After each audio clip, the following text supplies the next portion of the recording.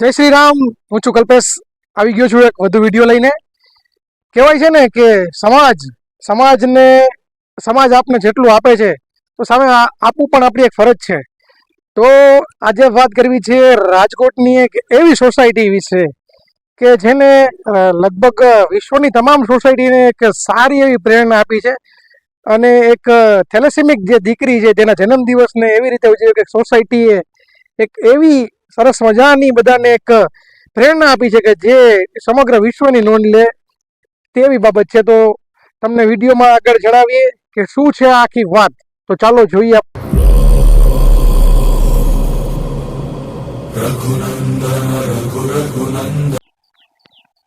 કહેવાય છે કે સમાજ આમ તો અમુક વસ્તુનો ક્યારેય કોઈ અંત નથી આવતો. આપણે એમાં જેટલું નાખીએ એટલું એ સ્વાહાત થઈ જાય. જેમ કે દરિયામાં તમે જેટલું નાખો એટલું સ્વાહાત થઈ જાય.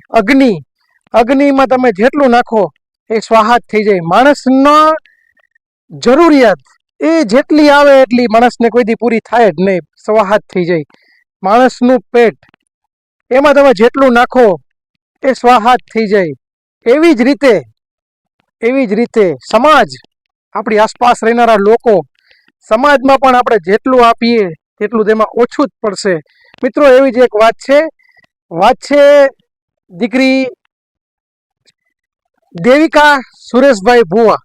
આ દીકરીને થેલેસેમિયા મેજર બીમારી છે. મિત્રો, થેલેસેમિયા મેજર બીમારી એટલે કે બાળકને દર 10 દિવસે, 15 દિવસે, 20 દિવસે બ્લડ ચડાવવું પડે છે. અને આપ ખબર છે કે કોઈ બી એક સ્વસ્થ વ્યક્તિ 3 મહિના બાદ જ રક્તદાન કરી શકે છે. આ 15 દિવસની જો આપ સરેરાશ રેશિયો આપણે પકડીએ તો દેવિકાને વર્ષની 24 બોટલ બ્લડની જોઈએ. અને એના માતા પિતા બંને રક્તદાન કરે તો પણ 4 ને 3 7 બોટલ જેવું રક્તદાન કરી શકે. બાકીની એને 14-15 બોટલ સમાજ પાસેથી મેળવવાની હોય. અને ખાલી રાજકોટમાં આવા 750 થેલેસેમિક ભૂલકાઓ છે.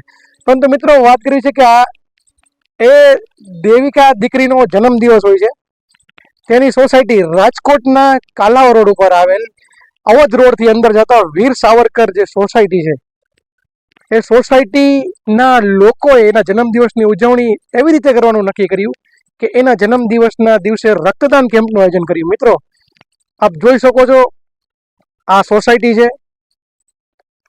આ સોસાયટી જે છે, સોસાયટીના લોકોએ સમગ્ર સોસાયટી પ્રેરણા લે તેવી એક પ્રેરણારૂપ કાર્ય કરેલું છે. સોસાયટીના લોકોએ હળી મળી ને દીકરીના જન્મદિવસને ઉજવવા રક્તદાન કેમ્પનું આયોજન કરેલું છે. અને લોકોએ ખૂબ જ ઉત્સાહથી એમાં રક્તદાન કરેલું છે.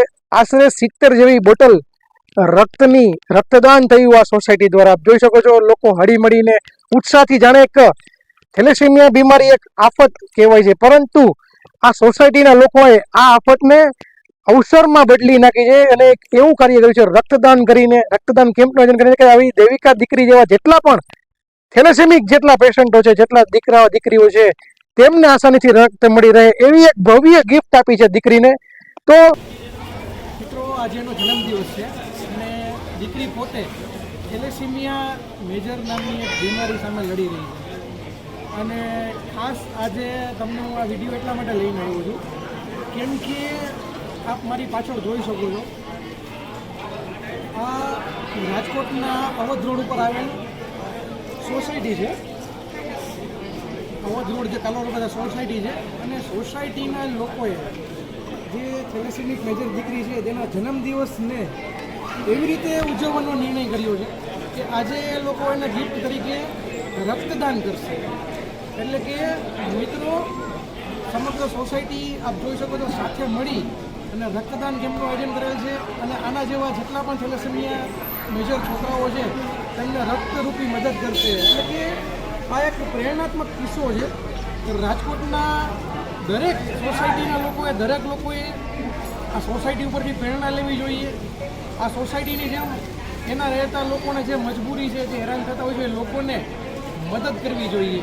તો મારી સૌને રિક્વેસ્ટ છે કે આપણી સોસાયટીમાં પણ આવું આયોજન થાય અને શ્રી ભલા બજરંગ રક્તદાતા ગ્રુપ તરફથી દીકરીને જન્મદિવસની ખૂબ શુભકામનાઓ. ખૂબ પ્રગતિ કરે, તંદુરસ્ત જીવન જીવે.